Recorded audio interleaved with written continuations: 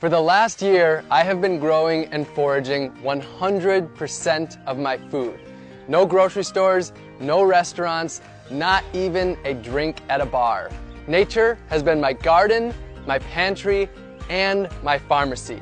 I'm here in Orlando, Florida, and this abundant garden that I'm standing in right now, this was just a lawn like that when I started.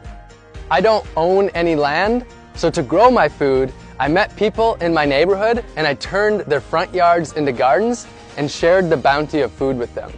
And while I was here, I built a 100 square foot tiny house along with my friends to serve as my simple homestead and my base.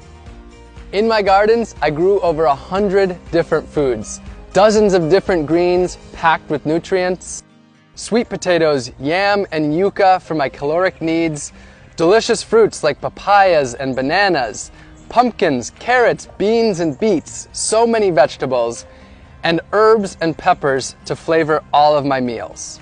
And I also raised bees so that I could have my own candy shop right in my yard. In addition to the huge bounty from my garden, I foraged over 200 different species from nature. I harvested my salt from the ocean simply by collecting it and boiling it down. I got my caffeine from the native Yaupon holly tree. Not only was I my own grocery store, I was also my own pharmacist. I grew fresh turmeric and ginger right in my gardens. I harvested wild elderberries to make elderberry syrup to prevent cold and flu. I harvested reishi mushrooms and different medicinal teas, and also grew moringa, also known as the vitamin tree. I cooked up dozens of different healthy meals, fermented veggies to make sauerkraut, and made delicious beverages like honey wine and ginger beer. I whipped up delicious desserts and ate the healthiest of my entire life. And I even grew my own toilet paper. This project wasn't just about growing and foraging all of my own food though. It was about empowering others to grow their own food, to take back power from Big Ag, and ultimately to take back their health and grow their communities.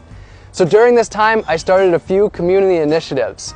We built 15 gardens for the people, planted over 200 community fruit trees, and sent out over 5,000 free seed packs to help others grow their own organic, healthy food. And I taught dozens of free gardening classes in my gardens to the people in my community. I've been exploring food for close to a decade, and I believe that our globalized, industrialized food system is broken. This was my quest to see if I could step away from Big Ag and grow and forage every single bite of my food. I'll be honest though, I do have an agenda. I want you to question your food.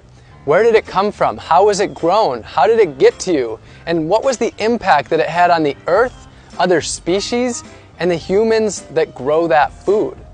And if you don't like the answers that you find, I want to empower you to change them. The good news though is that you don't have to grow and forage all of your food. The solutions are there in your community.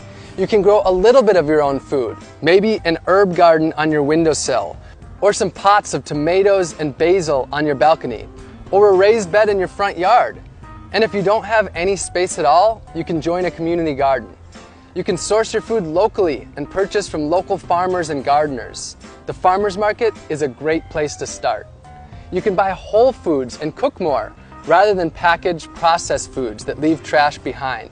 And you can work with your community to make healthy foods for people in need, grow a garden for your elderly neighbor, or start a grassroots organization to harvest the fruit trees in your community to distribute it to others. And this doesn't need to be a lonely journey. For most of us, food is at the center of our lives, and we can do this together in our communities. My year is over, but my journey of food has just begun.